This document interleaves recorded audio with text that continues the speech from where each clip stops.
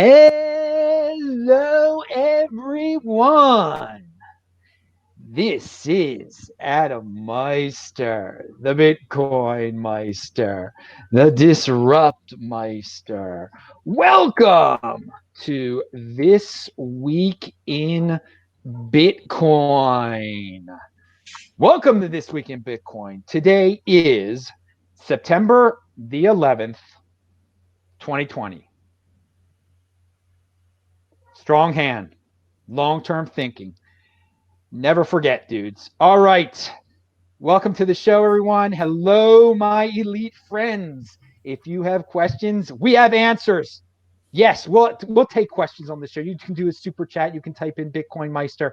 But we're going to start it off and bring up one of the big stories of the week. And yeah, it's Gigi, Kenn Bozak, and freaking Anders are in the house. Best freaking guest in the space. We bring you every single Friday here. But let's talk about this drama, this blacklist stuff. Blacklist. What the heck is it? Is it being blown out of proportion? Is it an attack?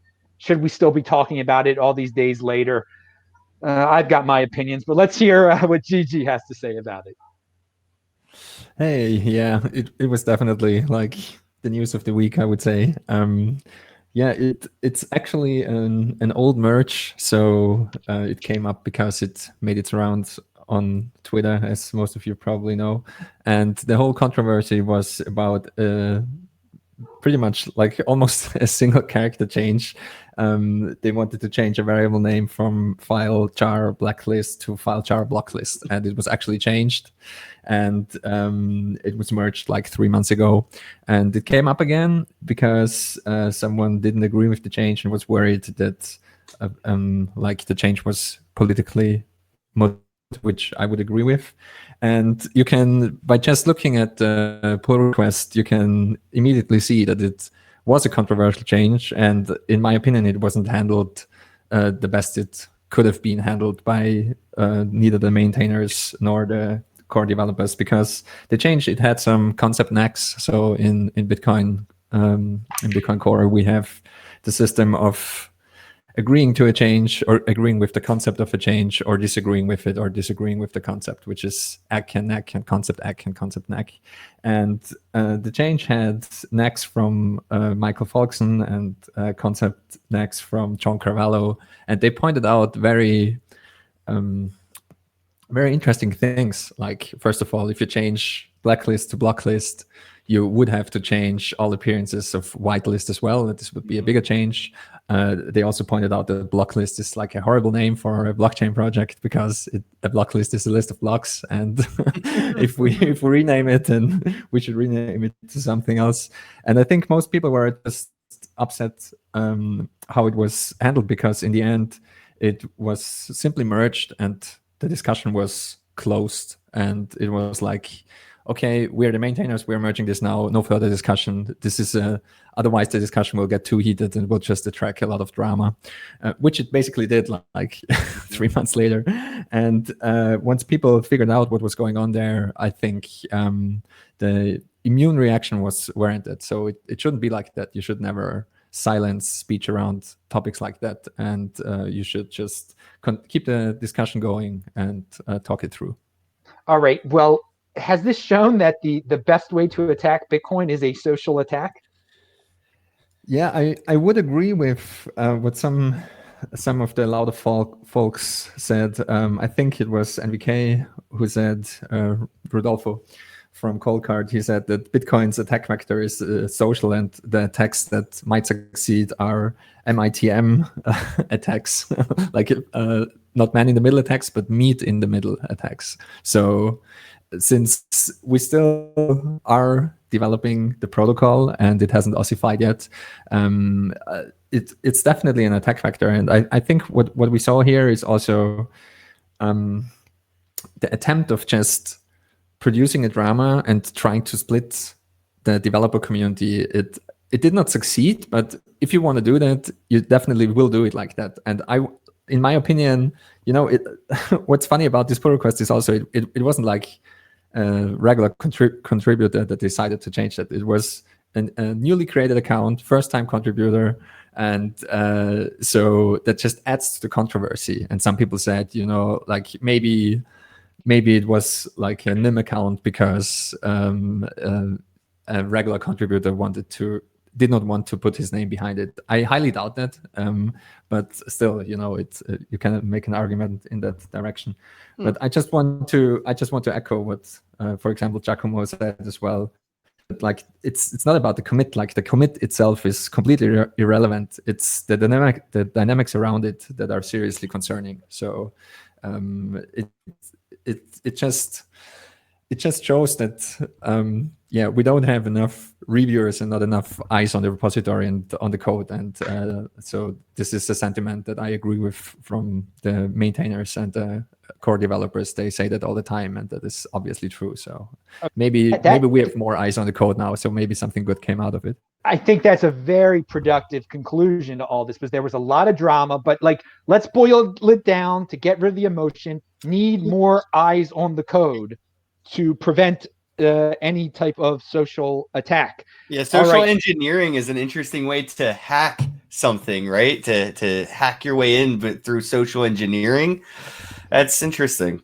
Yeah, I mean, that's it's well. There we go. We've seen it. We've seen a possible way somebody tried to do it, and now it can be easily identified. Hopefully, we'll see. There's always going to be attacks on Bitcoin. It's Bitcoin is the next Bitcoin. All right, Anders, what's your take on all this? It seems like a lot of energy and time wasted on something like that, and it seems useless to involve politics in something that no one had a problem with. No one had a problem with it being called Blacklist, except this account that wanted to cause trouble, it seems. But I think what I like about it is it just proves that very, very hard to, you can't go in and kill Bitcoin. What it shows here is Bitcoin's immune system evolving. So when something like this has happened, now the core developers and the community in general has become more focused on something like this. So immune system has been developed where there'll be more eyes on this type of commits or whatever's called pull requests. And I don't think something like this would succeed next time because the immune system has developed. All right. Yeah, absolutely. If I may add something to that, like Pierre, for example, was also talking about implementing a Twitter bot that will monitor the pull requests for NACs. And like if someone disagrees with a pull request and it gets merged anyway, that we have something like a warning system, because that's never a good thing if there's controversy and it gets merged anyway. And the second thing I would like to mention is a lot of people forget that Bitcoin is a worldwide phenomenon, and most people are outside of the US and don't care about US politics. And so just this is a non-issue outside of the US. So it's especially infuriating, and I think that's also the reason why, for example, Giacomo was loud about it, because he's Italian, and like literally nobody outside of the US cares about gender identity and politics and blacklists and whitelists that much. Like where I'm from, nobody cares about it. Like literally nobody cares about it. So it should stay out of Bitcoin for that reason alone. It's not an US-centric project.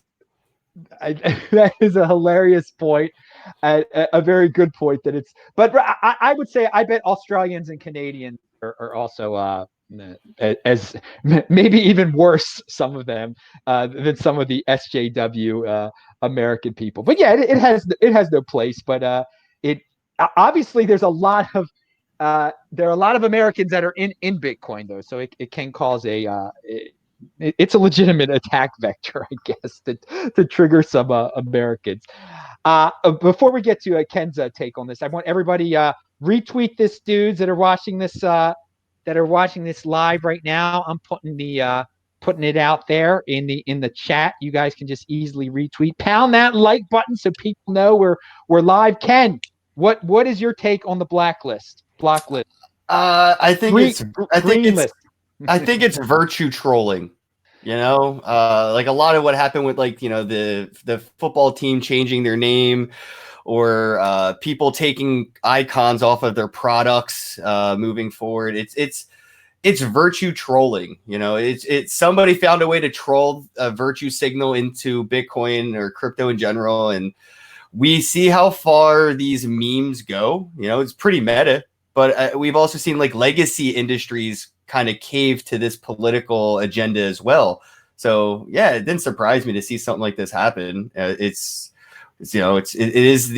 a world topic. I know it's not so prominent outside of the U.S. with, you know, whitelist, blacklist being like a political thing, or like the football team being called the Indians and instead of Native Americans. But it is a way to virtue troll. Memes are powerful. And whoever this is, it was probably a group of people, you know, that just like Satoshi style, you know, an anonymous account by a group of people had an idea. They memed out the idea and the group kind of, you know, did the work on the back end. And now they have a scapegoat to point at, you know, to say, hey, that's the troll. It wasn't us.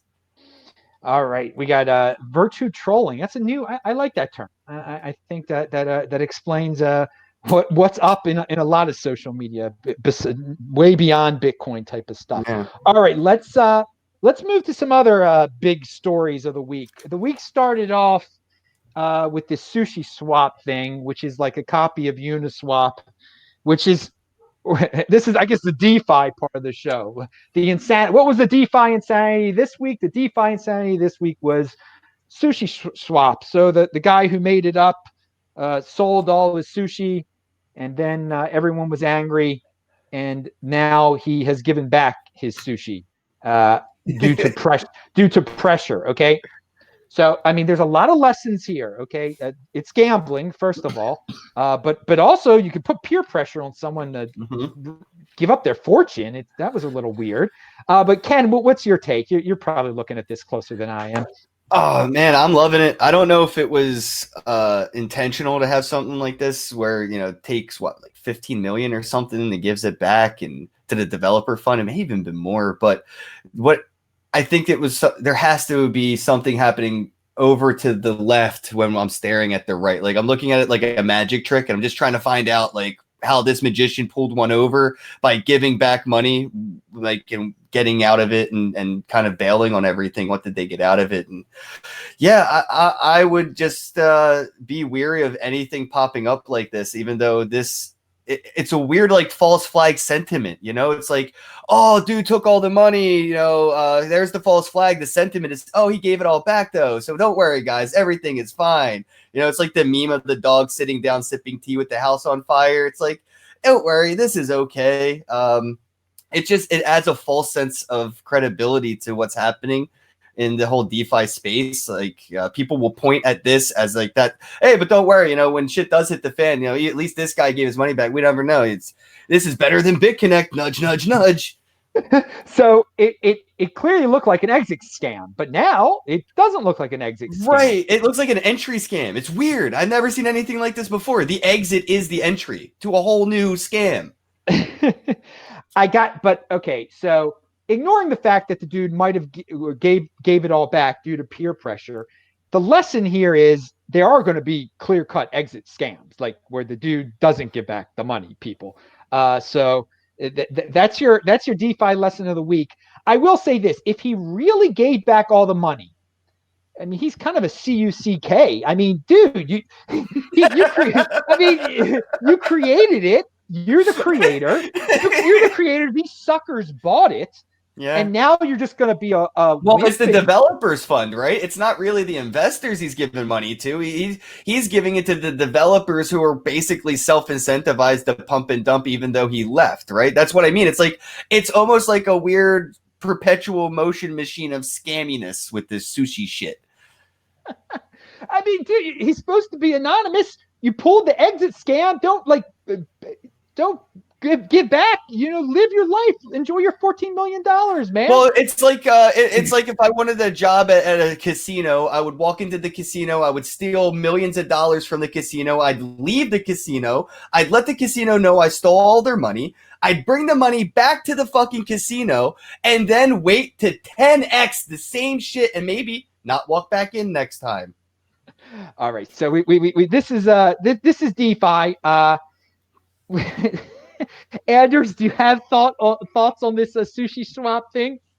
Yeah, I'm just really surprised that the guy came back with $14 million. Like, I'm trying to understand the incentive here, because if he's anonymous, then why would he come back?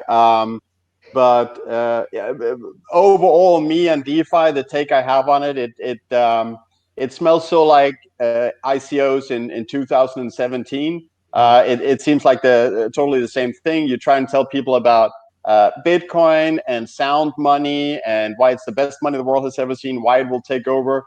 And then you have these projects coming in, riding on the positive way to scam people. It's like people forgot ICOs and what happened to them, and most people lost their money. And I think it's the same with DeFi. I mean, it's vaporware. There's nothing there of value, and as far as I can see, so it's just a way of scamming people of their money. Why he came back, I don't understand, but I don't like it. I don't trust it. He's what's he, the SJW of scammers? Or I mean, this again, he's a CUCK dude. What I don't understand. He gave into the peer pressure. Maybe there's something else up. Okay, Gigi, what's any thoughts on this? Yeah, well, play stupid games, win stupid prizes. I'm also surprised that he came back, but who knows? Maybe 14 million wasn't enough. Maybe he wants to 10x it and then going for the big money. Yep.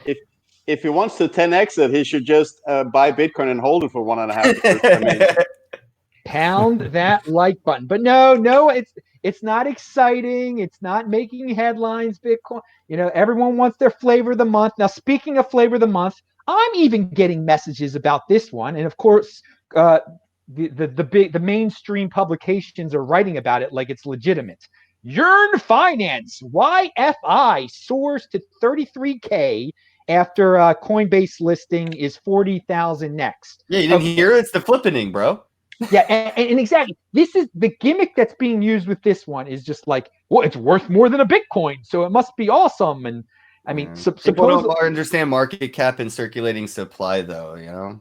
This is I'm bringing this up because other people are bringing it up, but I'm bringing it up for posterity because through the years we have had many altcoin flavors of the month, many, and they come and go, and people forget about them. Right now, everyone they're legitimate people thinking that, this is the next big thing.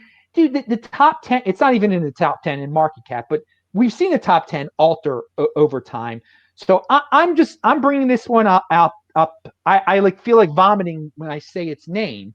But I thought it's in the news this week, and for me, the gimmick that I think is attracting people to it is that it's got this high price. Now, Ken, is there something else about this thing that's getting people to pile in? I mean, you're over there in the altcoin land. You see what's going on. What the heck is up with this flavor of the month, or is it just another flavor of the month?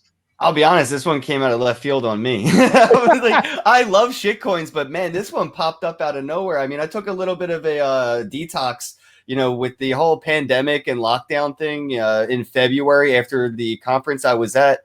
I just decided maybe take a little bit of a social media and in general detox. So I just stopped diving into things for the past few months. I got back in this month into the space, started my podcast back up and everything. But yeah, this is beyond insane. But I also don't know how I feel about like Coinbase listing it. And, I don't know if it's good for taking the credibility away from these custodial platforms like Coinbase when they dilute their shit portfolios with shit coins, or if it adds credibility to a shit coin by being listed on a custodial platform like Coinbase. I don't know. I'm excited to see what comes of it, though. A lot of people that don't understand what Bitcoin is and just see, this must be better than Bitcoin because it costs more. They're gonna have a really expensive on-ramp experience, right? Like that's a college tuition life lesson right there, missing the ball. But again, it's just the whole price thing, right? Everybody cares about price. If Bitcoin was fucking $100,000 right now, it wouldn't matter if this coin was 40,000. It wouldn't even be talked about. But because it's worth more than Bitcoin, that's that's the whole marketing campaign that I've seen for it. It's like, oh, but it's worth more than Bitcoin. Well, I haven't seen anything else mentioned about this project other than it's worth more than Bitcoin. So it's like no one's pushing any FA. It's all TA. Just tell me what it's doing. Why is it worth? Why is it going to be worth more? Nobody knows. They just know it's worth more than Bitcoin. So that must be good. Yeah, this is a new style of flavor of the month. We've never had one where someone can say, well, I just want one of these and I'm going to pay 30,000. I mean, that'd be a bad lesson. It's going to be a bad lesson for someone who buys one of these. Be careful, people. Hey, there's new types of flavors of altcoin flavors of the month all the time. Who knows what they'll come up with next? Anders, you went off on DeFi before, but do you have anything to add to this DeFi story? No, I just want to say that I agree with what Kenn is saying. It's people have this unit bias and tend to think of the value of something in what does one unit cost. While it's completely irrelevant, it's always about the market cap. What is the total asset worth? That's important. It doesn't matter if there's one Yearn and it's worth 40,000 or 33,000. That's what's important. What is the market cap? So yeah, I haven't heard about what it does that is so great. What is the value that it creates that is so great? So about 2 weeks ago, I went to this private arrangement where there was someone coming with and explaining about their hedge fund that was investing in DeFi and how it was up 600% year to date. But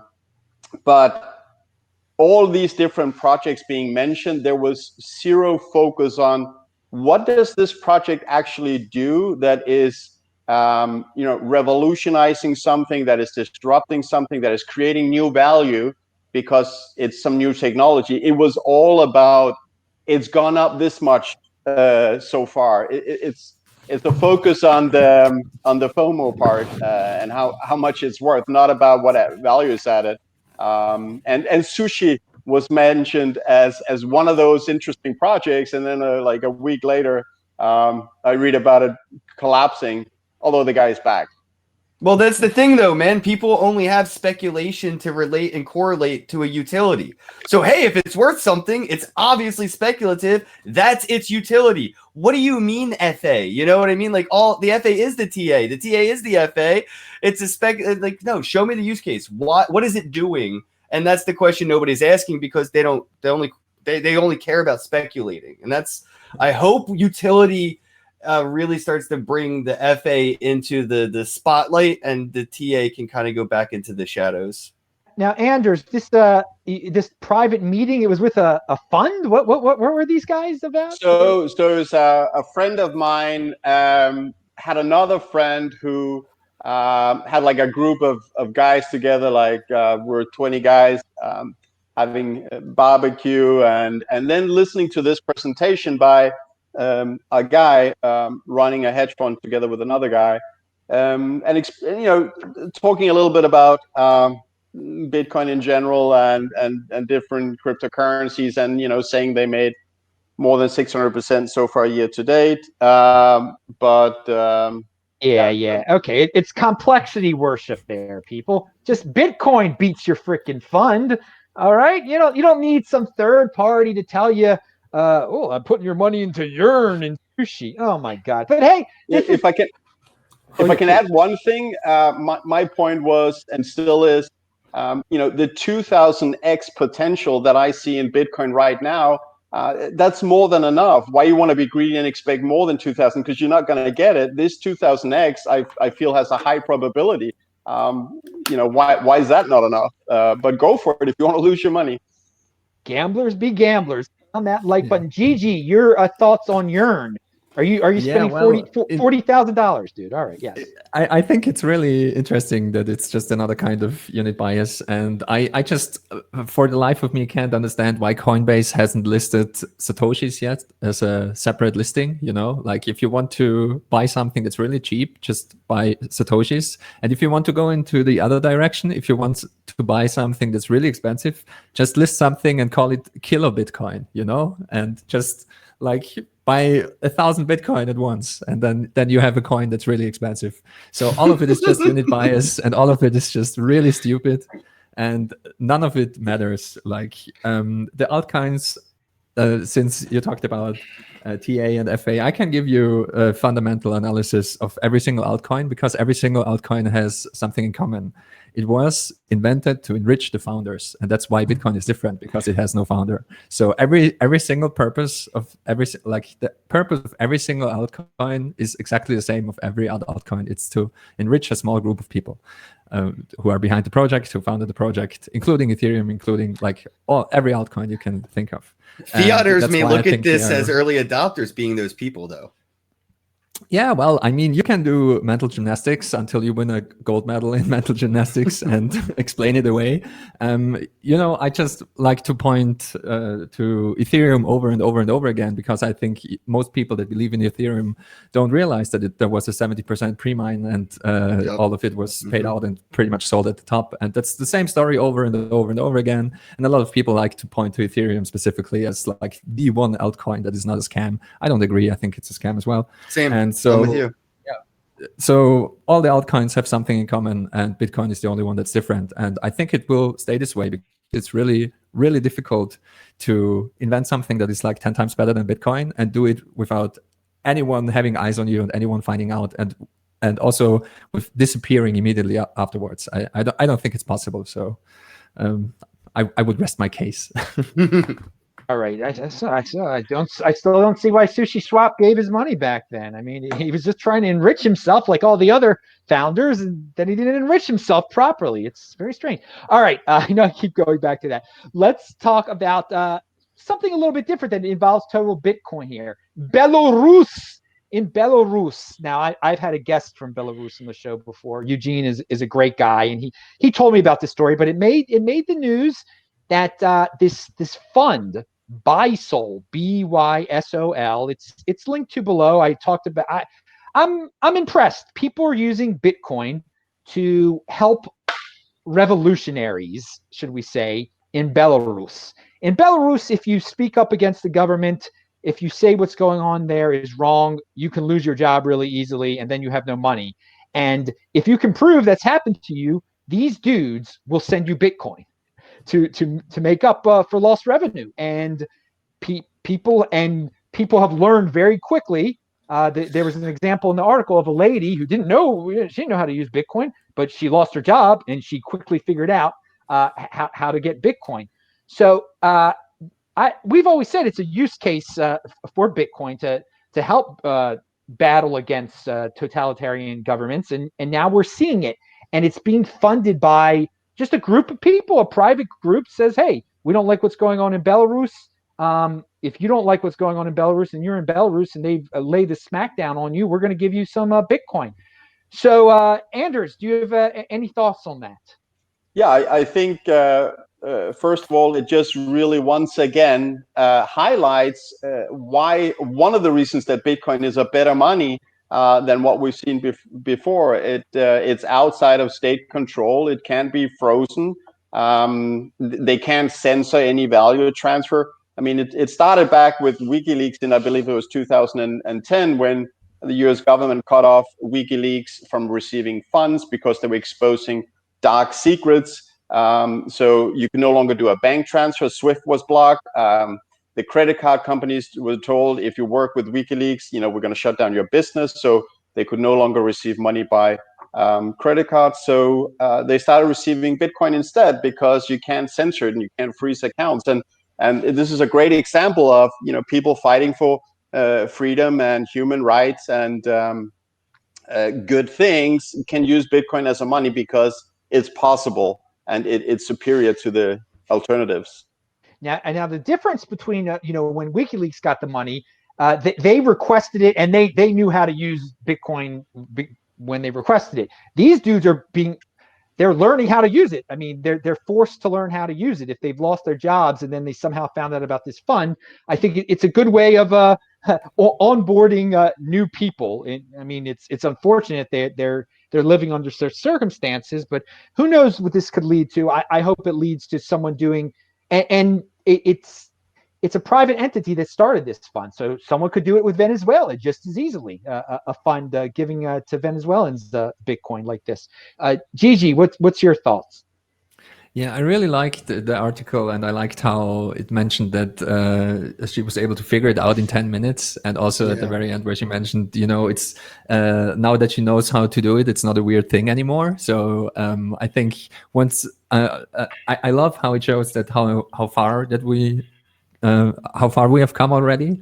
Like if you can figure out how to send and receive Bitcoin transactions in like 10 minutes, then I think we've come a long way in the last couple of years. And also like not being a weird thing anymore. I can only echo that if I show other people Lightning, for example, a mobile Lightning wallet and onboard them that way, it feels very natural already, and it's obviously very quick. And I also like how they mentioned that how they mentioned just in general that more and more people are learning that Bitcoin solves real problems. And I think we are going to see more and more of that. Like if Bitcoin is your only option, like if you can't use PayPal or other means, then I think people will figure it out, and we will see that more and more in the next couple of months and years. Yes. Oh, yes. Hey, dudes, we're going to ask Ken Bozak in the super chat sent $1.99, but he's on the show at the same time. How is this possible? If you guys have questions, I have answers. We all have answers. So you could do what Ken did, do a super chat or just type in BitcoinMeister and we will answer questions. Ken, what are your thoughts on the Belarus story? I sent a super sticker. I don't know if you saw it. It was a sticker. Yeah. It says on set. So I have my director's chair on set in the chat. It makes sense. Okay, I see that. Okay, that's what super stickers all these gadgets. I'm working on NFTs for this, by the way. So Adam, if you go and watch my YouTube channel live and you buy one of my NFTs from my wax store, you get a little super chat sticker pop up on the screen, and it's all crypto. I can bring you in on that. But my thought is this is like the Silk Road for unemployment line, bro. I fucking love it.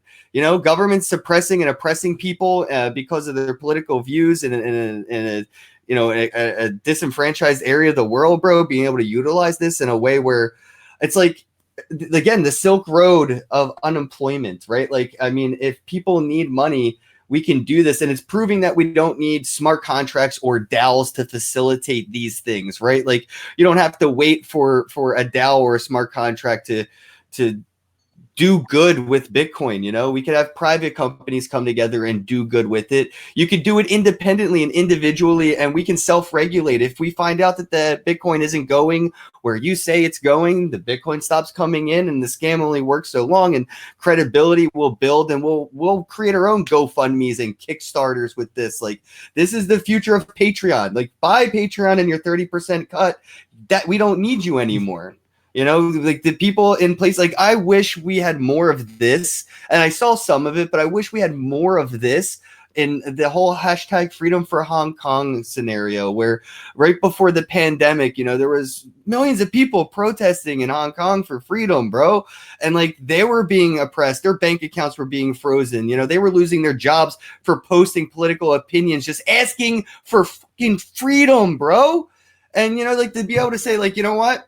Here's $50 a month to the Hong Kong hashtag freedom for foundation. People that lost their jobs due to protesting for their freedom, they could have a couple of my dollars to go get something to eat. And we could do that as we as the world can support small areas that are in war with their own government. I'm just saying we have to start looking out for our neighbors before we have to worry about our friends and our family and eventually ourselves. Like, I'm happy that this is happening because there's a chance that American citizens may need this.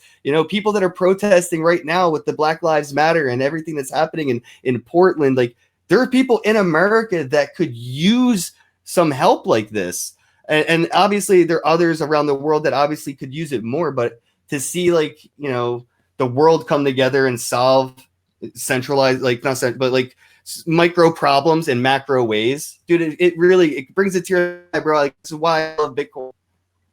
Well, I got to say, one thing that you mentioned, it beats Patreon. It beats having a third party distribute it and take a tremendous cut. Dude, look at the Red Cross. The world's biggest scam on human emotion is the Red Cross. You know, it's in human nature to give and help, and nobody walks past somebody hungry and doesn't want to help them. It's I don't care how sadistic you are or narcissistic. Human nature, you see somebody hungry, you want to help.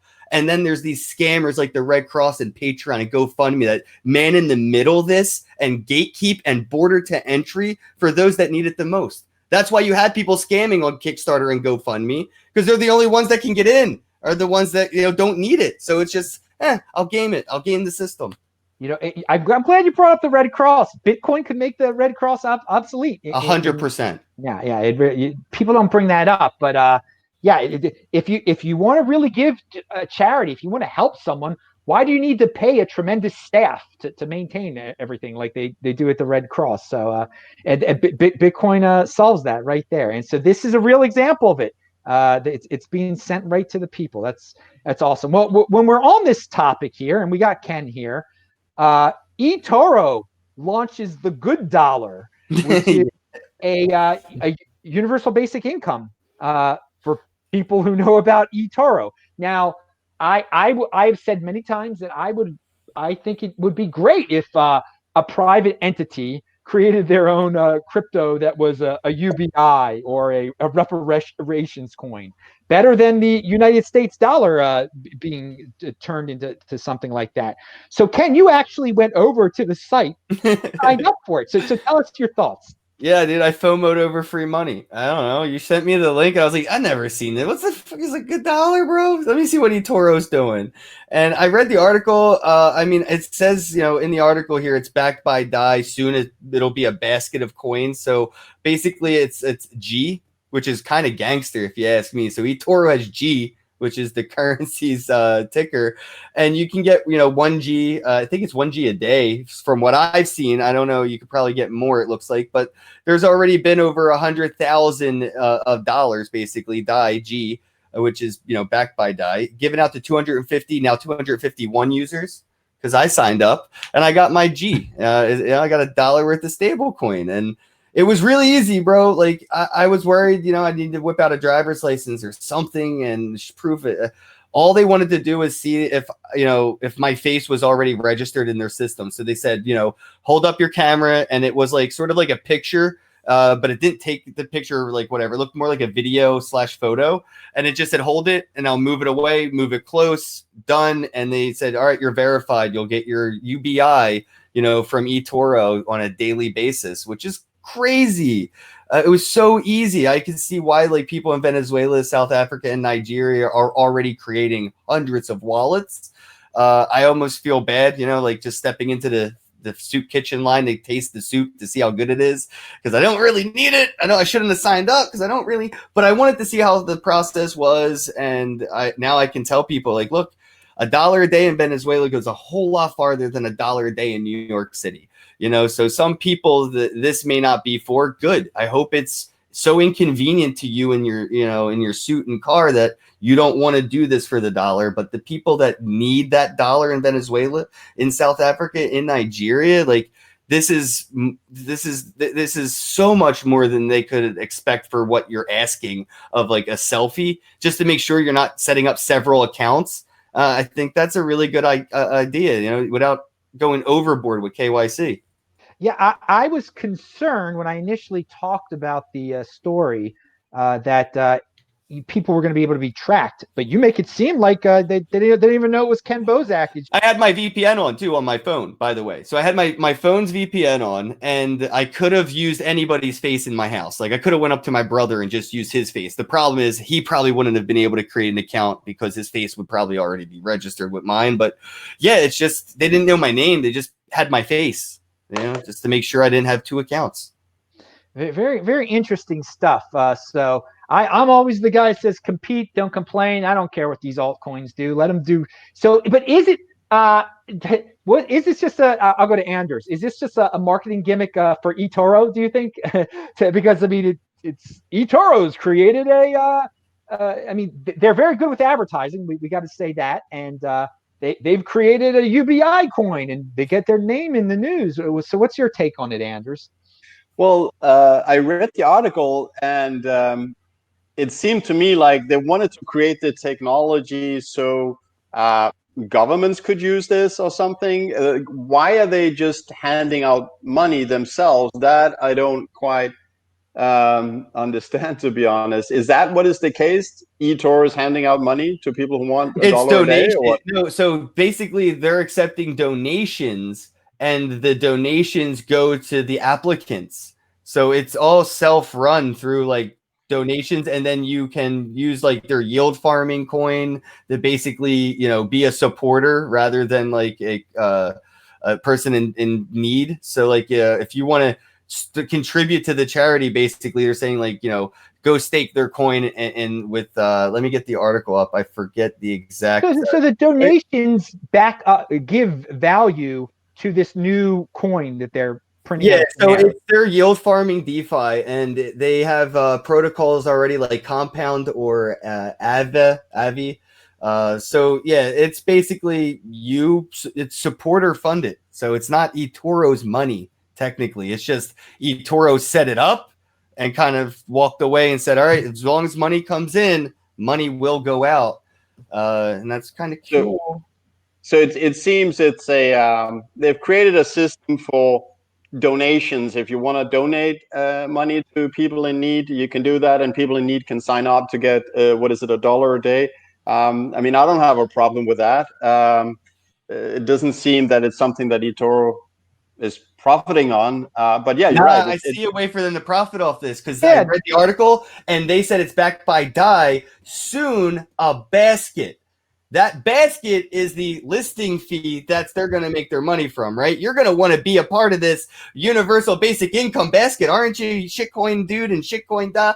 So if you want to be in the good coin basket or you know what I mean, the good dollar basket, it's going to be a $10 million listing fee, because blah, blah, blah. That's I'm always skeptical of anybody doing anything for good, bro. And like, this is, I already see how they're going to be able to be snaking this out. But, and again, it is great for the individual, but they're also not just being charity. They're not doing this out of the kindness of their heart. This is definitely going to be a huge profit model for them if it does take off. But they imagine 1 billion people signing up to get $1 a day, and now your shitcoin can be a part of that basket. Whew. Well, they want the token to go up in value too. I mean, if the token, if this becomes a popular project and people are just like, oh, this good token is valuable, because we say it's valuable, then they could print as much as they want, and they're printing free money there. I mean, who knows? We'll see. But I for me, it's better than. It's an experiment. It's a private experiment. Let private people experiment, printing their own money, calling it UBI. Better than the dollar being a UBI. Then yeah. I will take this dollar every day, Adam, and buy Bitcoin with it. Yeah. Yes. That's We're my about to take as well. We're gonna get $1,200 checks in the mail soon again. By the way, everybody. All right, now, Gigi, your thoughts. Yeah, I think, it's interesting to see this exchange-based shitcoinery backed by government-based shitcoinery, and they want to do UBI. But I'm a fan of UBI because, in my opinion, UBI simply stands for unsettled Bitcoin investment. And just take all the UBI you can get, buy sats with it, stack sats, and be done with it. Get the free money, convert it to real money, and then just, make the best of it. Yeah, exactly. You get that. If you happen to find a government check in your mail, we'll turn that fiat into Bitcoin and pound that freaking like button, people. As we did, when all this insanity started. I've mentioned this many times now.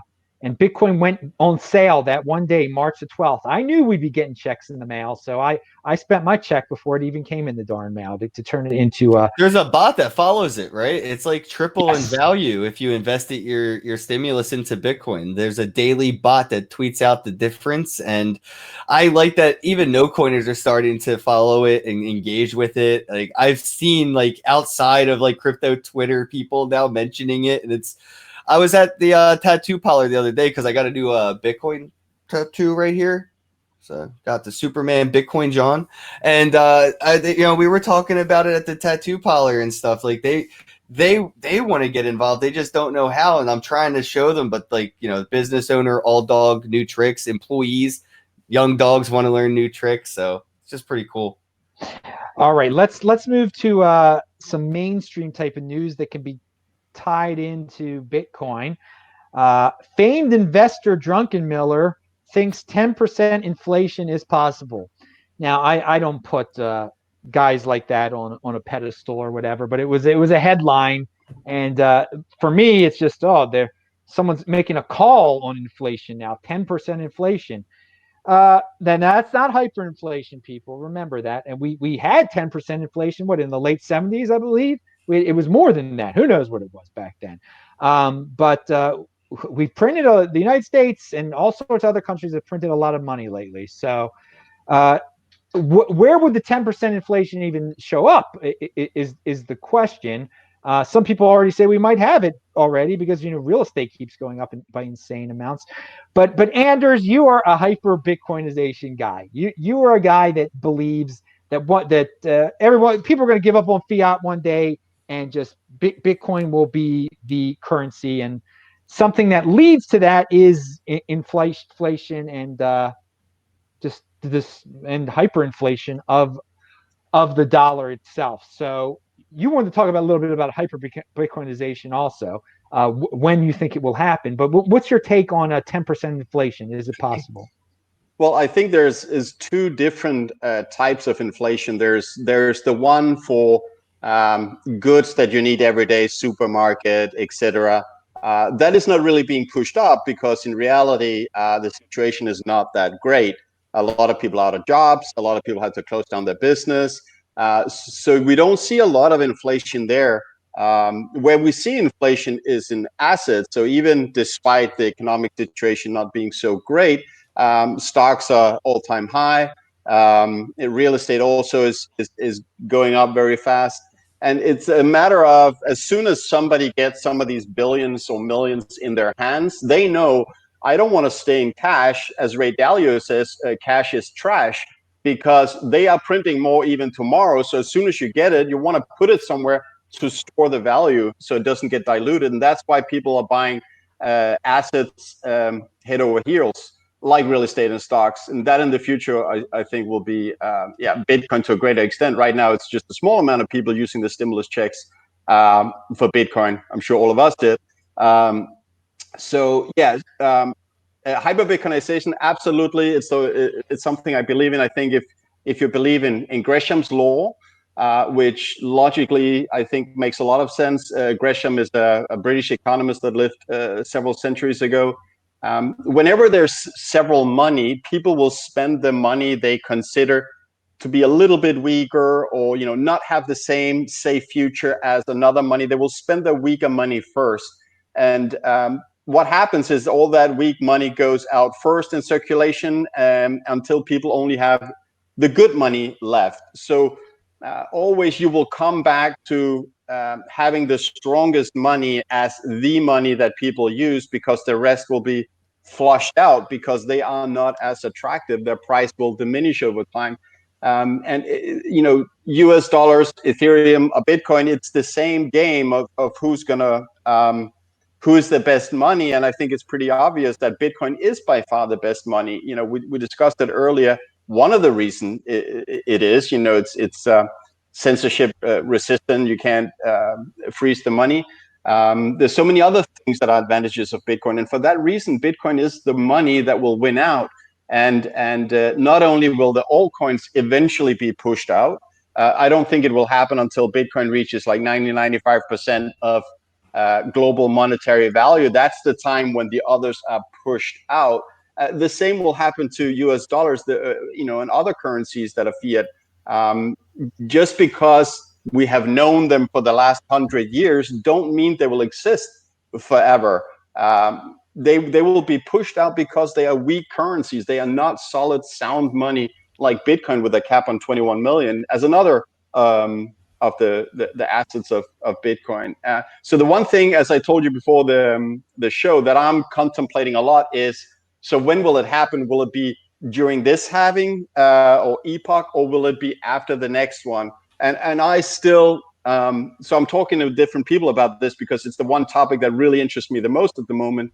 I still think it's going to be after the next halving. I think we will simply reach a price level where a lot of Bitcoiners will be willing to take some profit to pay off the house, to get a car, whatever, before we reach the time where the general population will understand that that's where money is going in the future, and they need to exchange their, say, US dollars for Bitcoin. I don't think that's going to happen in 1.5 years. It will happen, but I think after the next halving is way more likely. All right. Gigi, you like this topic that Anders has been talking about. You have any thoughts? Oh yeah, absolutely. I still have hyperbitcoinization in my Twitter banner, so I'm a huge believer as well, and I love to talk about it and just philosophize on it, because all of it goes without saying. All of it is speculation. Nobody has any idea what's going to happen in the next 2 years or 5 years or 10 years. But as far as I can see it, fiat monies in general trend towards zero has been true historically, is true still today. Bitcoin is trending upwards, and I think, with inflation as well, inflation goes slowly and then very quickly, and either the unit is like the currency is replaced, or it hyperinflates, or something else happens, like in the European Union, like a bunch of countries go together to create a new currency, stuff like that. And I think hyperbitcoinization makes complete sense. I think we are in the process of Bitcoinization right now, and I think it will, just like the reverse with inflation, it will continue to go on, and there will be one point in time where everything will happen really quickly. And I believe this is going to be in last year I said the next 10 years. So it's going to be 9 years, because we had 3 halvings in the next 9 years. So I think I'm not as bullish as Anders is. I think we will need one more halving. But just to think about it from first principles, all the money that is printed right now has to go somewhere. So obviously we're going to see inflation, and we're seeing inflation all around now, mostly in the real estate market and other assets that rich people can flee in. Like nobody wants to hold cash, and if you can afford it, you buy stocks, you buy real estate, stuff like that. And just keep in mind that the US printed more money in 1 month because of the corona crisis than in the last 2 centuries. So all these trillions and trillions and trillions of dollars have to go somewhere, and we will see inflation. I wouldn't be surprised about 10% inflation. It will probably be more, but the US, of course, has the benefit of being the global reserve currency. So the US might be the last currency to inflate. I'm more worried about the euro before that, and other, like government-controlled shitcoins. They will inflate way before the US dollar will. And yeah, escape velocity is an interesting thought. I don't agree with some of the macro guys that are like hyper bullish on Bitcoin right now, that are saying we will hit escape velocity this cycle. I think the cycles will kind of continue, and if we hit something close to escape velocity, like the collapse of the euro dollar, I think it will take another 9 years, something like that. All right, Gigi's got that strong hand 2028. All right, Kenn, your thoughts on this? You did not save the best for last. I'll tell you that much. No, man. I feel you with the hyper Bitcoinization, but I mean, personally, I feel like we need hyper shitcoinization. Everything needs to experiment and create its own shitcoin and fight Bitcoin tooth and nail till it can't afford to fight anymore.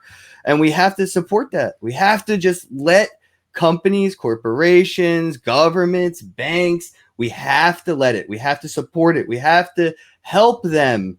So when they do realize that they're fighting an uphill battle that is infinitely uphill, they'll relax and join us. But I want to support shit. I want every pizza shop to have their own shitcoin. I want every coffee store to have their own shitcoin. I want every bank to have their own shitcoin, bro, because without hyper shitcoinization, we will never reach true Bitcoinization potential. We have to fail forward. And we failed so much in the past 10 years. That is why we have succeeded so much. That's why Bitcoin has been so successful, is because of the proof of failures of thousands of other projects trying to compete with it. Dude, that was quite a take on altcoin. I've never heard that one before. That was good. One closing thought, maybe, if I may, since Anders mentioned before, we will have to find out what the hardest money is, and he mentioned like the US dollar and Ethereum and Bitcoin. There's one thing that the US dollar and Ethereum have in common. Nobody knows how many of them are out there. So no, we do. We do, Gigi. It's infinite. We do.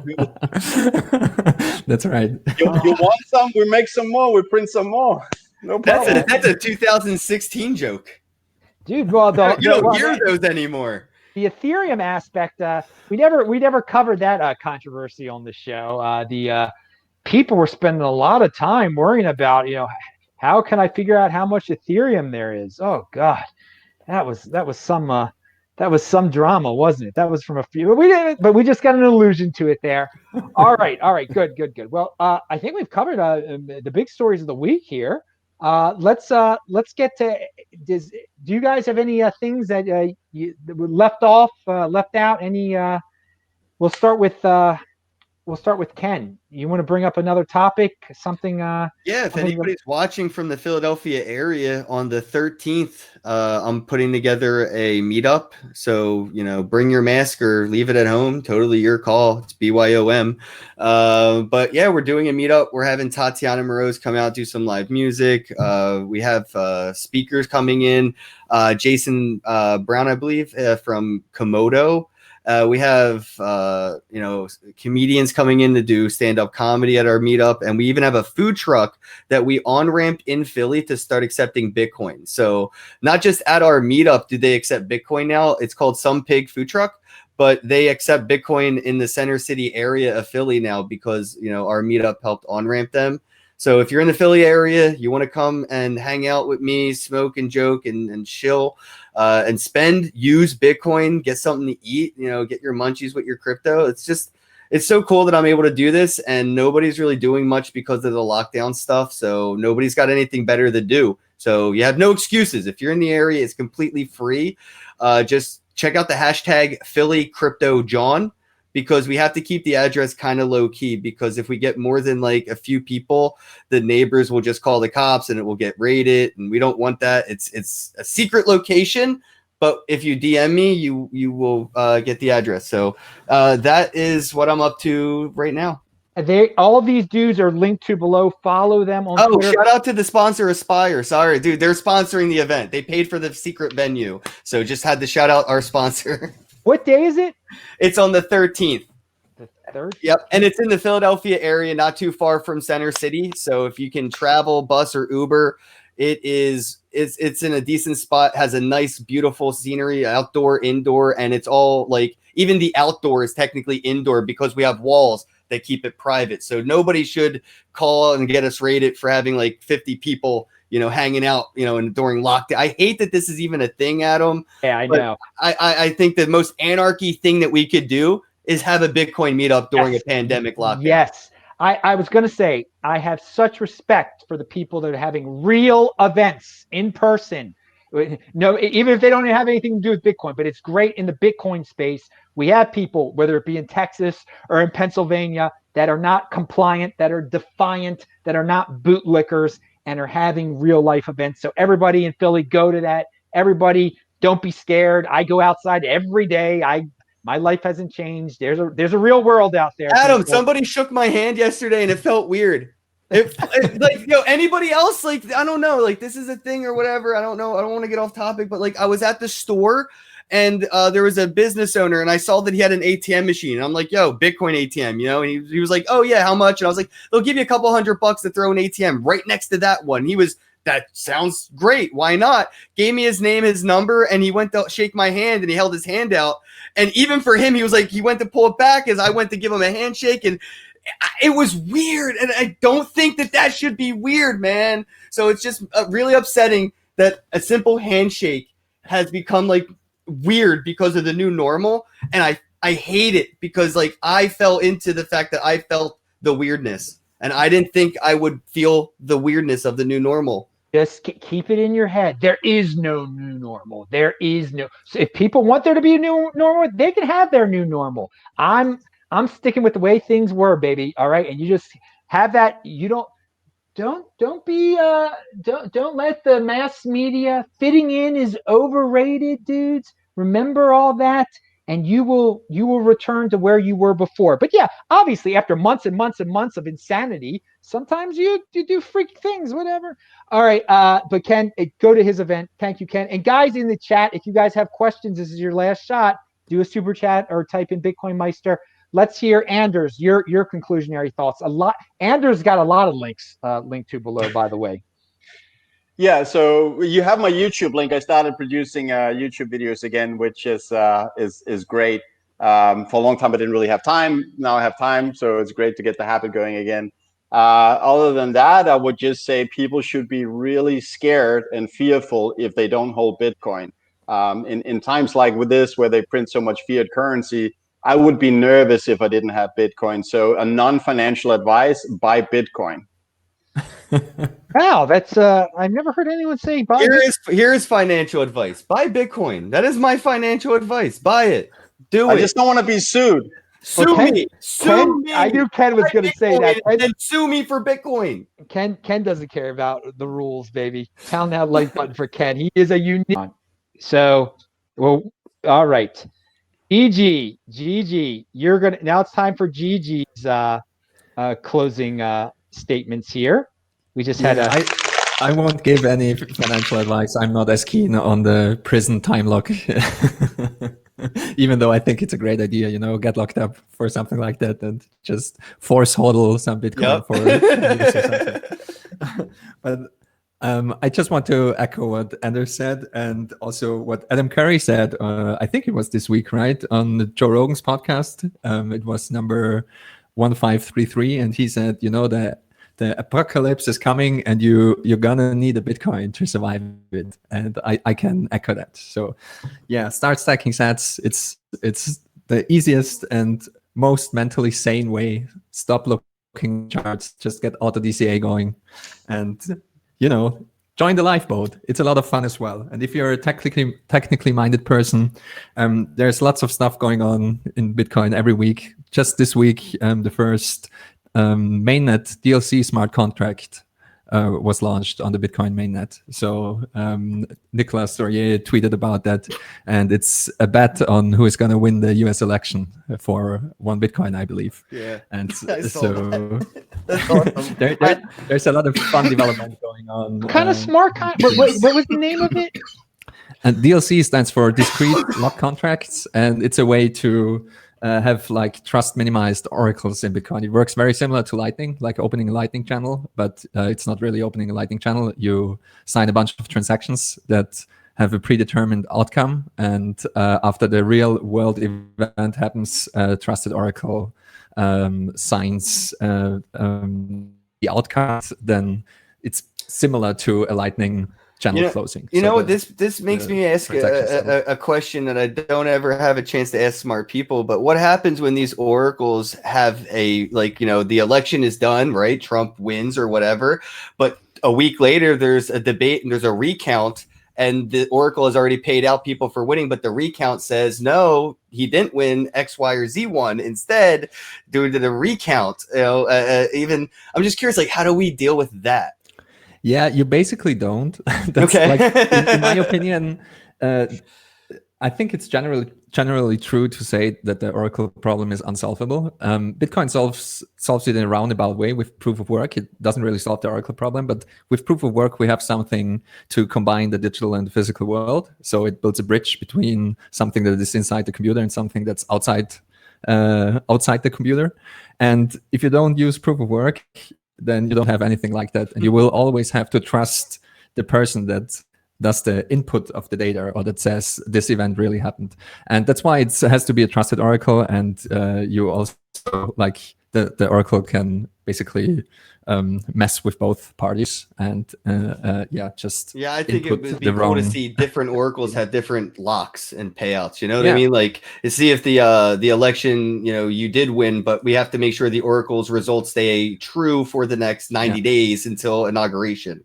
I mean, we see this a lot in the altcoin space. They deal with that way more. But I think a nice comparison is darknet markets. Like if you buy drugs online, how can you make sure that the drugs actually arrive? Yeah. It's basically reputation based. You don't have any other way to make sure. You don't have any guarantees.